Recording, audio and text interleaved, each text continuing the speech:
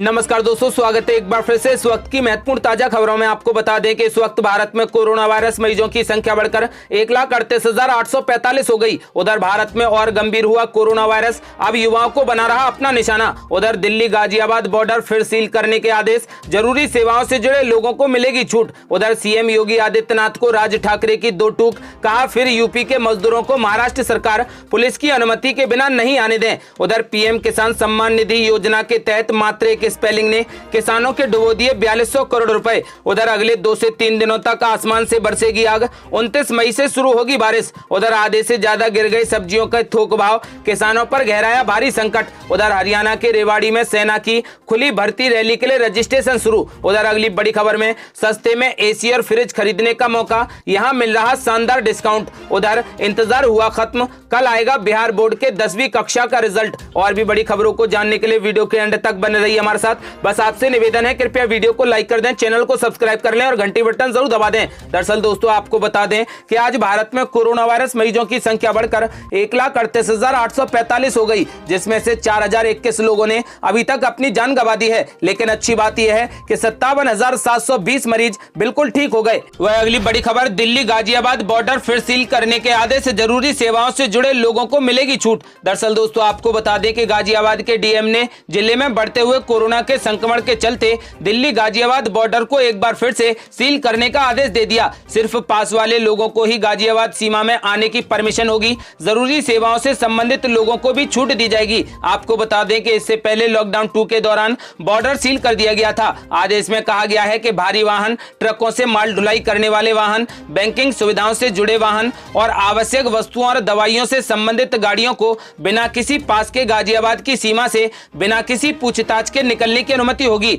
Doctor, paramedical staff, police, bank कर्मियों के लिए भी किसी भी पास की जरूरत नहीं होगी। उनका परिचय पत्र आवाजाही के लिए पर्याप्त होगा और उन्हें मान्यता प्राप्त होगी। इसके अलावा एम्बुलेंस बिना किसी रोक टोक के आ जा सकेंगी। आपको बता दें कि मीडिया कर्मियों के लिए भी केवल अपना अधिकृत परिचय पत्र दिखाना होगा और उन्हें आवागमन में छूट दी जाएगी। इसके अलावा विशेष परिस्थितियों में अगर कोई भी पास दिल्ली सरकार के किसी भी सक्षम स्तर से जारी किया जाता है तो उसको पूरी मान्यता दी जाएगी। इसके साथ ही ये भी कहा गया है कि दिल्ली सरकार या फिर केंद्र सरकार में काम करने वाले अधिकांश ऑफिस का समय सुबह 9 बजे से शाम 6 बजे तक निर्धारित किया गया है। इसलिए सलाह दी गई है कि सुबह को हर हालत में ये कर्मचारी सीमा को पार कर जाएं। आपको बता दें कि इसलिए शाम का भी आदेश दिया गया है कि ड्यूटी खत्म होने के बाद हर हाल में ये लोग 6 बजे के बाद गाजियाबाद सीमा को तुरंत पार कर लें। आपको बता दें कि अलग अलग शिफ्ट में आवश्यक सेवाओं से जुड़े लोगों को इससे छूट होगी। दिल्ली से हॉटस्पॉट एरिया से आने वाले लोगों का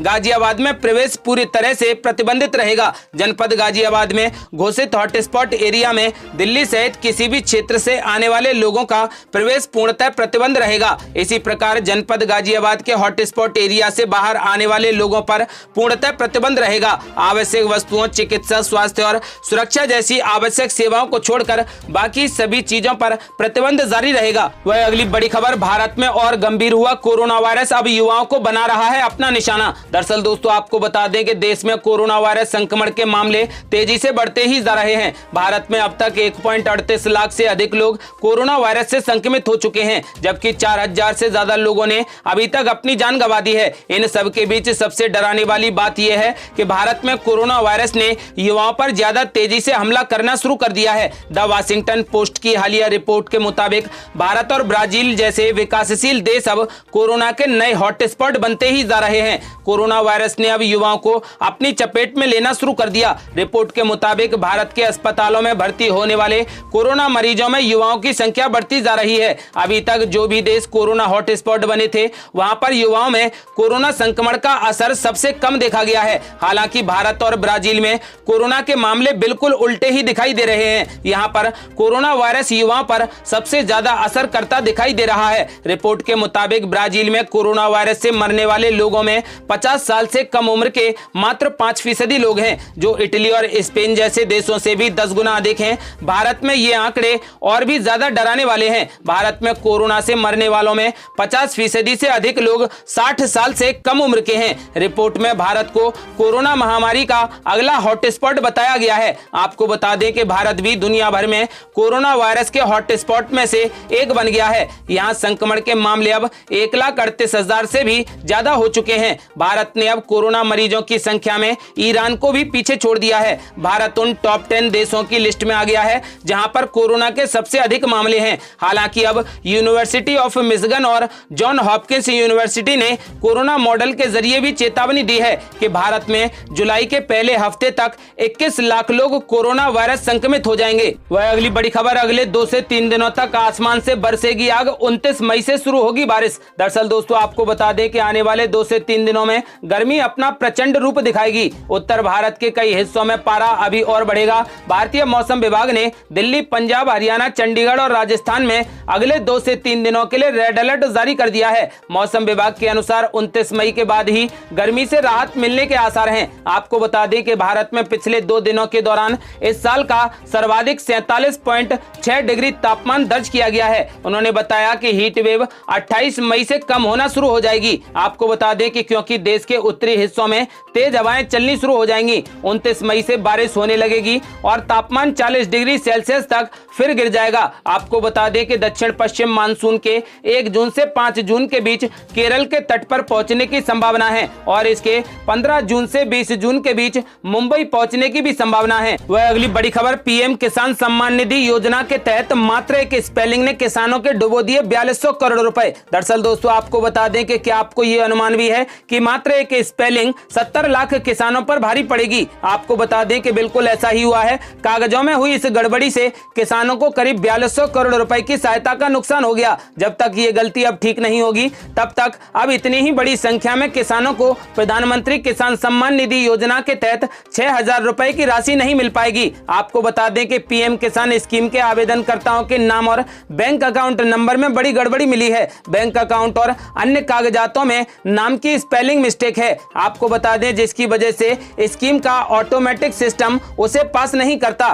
पीएम किसान स्कीम के सीईओ विवेक अग्रवाल ने बताया कि ऐसी गड़बड़ी करने वाले आवेदक किसानों की संख्या करीब 70 लाख है, यानी कि 70 लाख किसानों के नामों में गलती है, जबकि करीब 60 लाख लोगों के आधार कार्ड में गड़बड़ी है। आपको बता दें कि आप ये सुनिश्चित कर लें कि क्या आपके आधार कार्ड में जो भी नाम है वो आपके बैंक अकाउंट के नाम में कोई भी मिस्टेक तो नहीं है। यदि एक भी स्पेलिंग मिस्टेक है तब भी आपके अकाउंट में पैसा नहीं आएगा। इसलिए अगर ऐसी कोई भी मिस्टेक है तो आप अपनी बैंक अकाउंट में या फिर आधार कार्ड में ये मिस्टेक सुधरवा लें। आपको बता दें कि मतलब स्कीम के पैसे के लिए अप्लाई करने के बावजूद देश भर के करीब 1.3 करोड़ किसान सालाना 6,000 रुपए के लाभ से वंचित हैं। कई जिले ऐसे भी हैं जहां पर 1.25 लाख किसानों का डेटा वेरिफिकेशन के लिए पेंडिंग है। जब राज्य सरकार किसान के डाटा को वेरीफाई करके केंद्र को भेजती है तब जाकर किसान को पैसा मिलता है। इसलिए आप अपने नाम, नंबर, आधार कार्ड सब चेक कर लें, कहीं आपके नाम, नंबर, आधार कार्ड में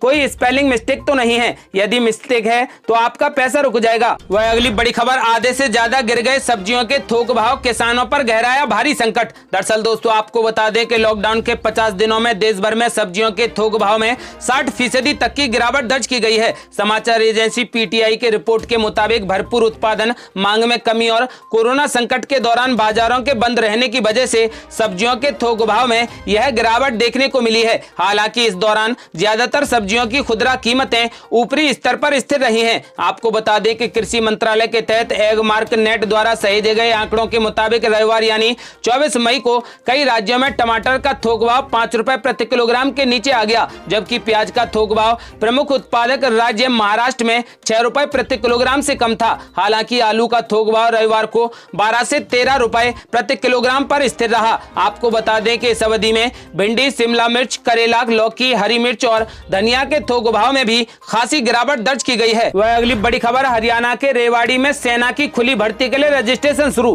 दरअसल दोस्तों आपको बता दें कि भारतीय सेना के चरखी दादरी हरियाणा स्थित ऑफिस के अंतर्गत रेवाड़ी के रावतुला राम स्टेडियम में आगामी 1 जुलाई से 14 जुलाई 2020 तक आयोजित की जाने वाली सेना भर्ती रैली के लिए ऑनलाइन रजिस्ट्रेशन शुरू हो चुके हैं। रजिस्ट्रेशन की प्रक्रिया 15 जून 2020 तक चलेगी। इच्छुक उम्मीदवारों को इस सेना भर्ती रैली में शामिल होने के इंडियन आर्मी के निर्धारित एप्लीकेशन पोर्टल joinindianarmy.nic.in पर जाकर रजिस्ट्रेशन करना होगा। बता दें कि सेना भर्ती कार्यालय चरखी दादरी द्वारा रेवाड़ी में भर्ती रैली का आयोजन चरखी दादरी, रेवाड़ी, भिवाड़ी और महेंद्रगढ़ जिलों के युवाओं के लिए किया जा रहा है। रैली में शामिल होने के लिए उम्मीदवारों उम्मीदवारों को एडमिट कार्ड ईमेल के जरिए 16 जून से 30 जून 2020 के बीच भेज दिए जाएंगे। वह अगली बड़ी खबर, इंतजार हुआ खत्म, कल आएगा बिहार बोर्ड के 10वीं कक्षा का रिजल्ट। दरअसल दोस्तों आपको बता दें कि बिहार बोर्ड की 10वीं कक्षा के नतीजों को लेकर पिछले कई दिनों से चली आ रही अटकलों पर आज पूर्णतः विराम लग गया है।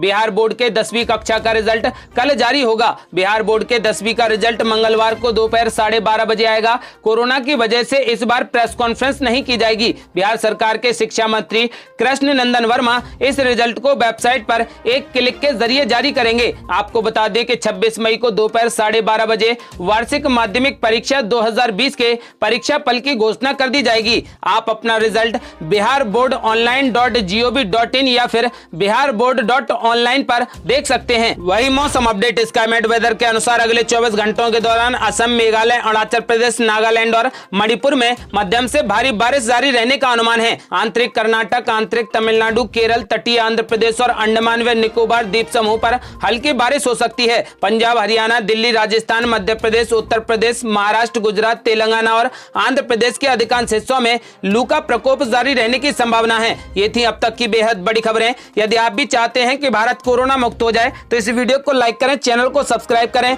और घंटी बटन जरूर दबा दें। जल्दी मिलते हैं बड़ी अपडेट के साथ, तब तक के लिए जय हिंद, जय भारत।